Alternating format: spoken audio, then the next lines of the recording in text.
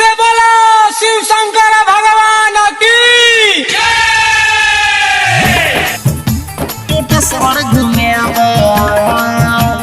Singing by Manish.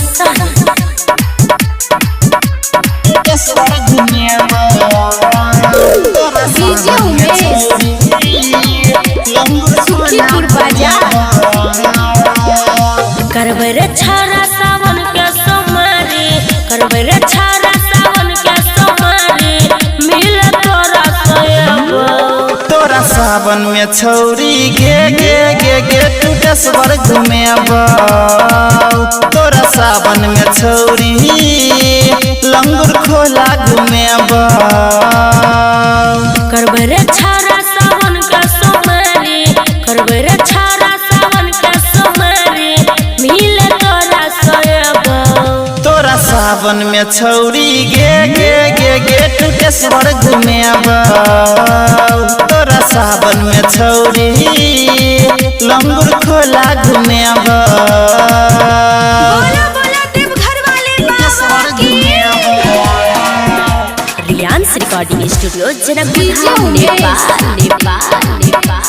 Sukhipur बाजार। तोरा सावन में छौरी लंगुर खोला घूमे पेढ़ी के गेरुआ सारी रे अइबो, खूबे रे छारा झमकाई के। तोरे संग में हम जइबो देवा घरवा कन्हा पकाबर उठाई के हमरा घुमाबे पड़तो देवघर के मेला, हमरा घुमाबे पड़तो देवघर के मेला, तोरे से चूड़ी किनबेबो। तोरा सावन में छौरी गे गे गे गे टूटेश्वर घूमे तोरा सावन में छौरी लंगुर खोला घूमे रियांस रिकॉर्डिंग स्टूडियो जनकपुर नेपाल। बोलिए शंकर भगवान की। सुखीपुर बाजार। तोरा सावन में छौरी लंगुर खोला घूमे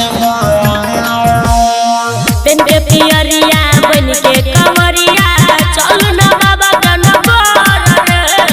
मनीष सहनी सुन गे छौरी बन तो तोहर लभर गे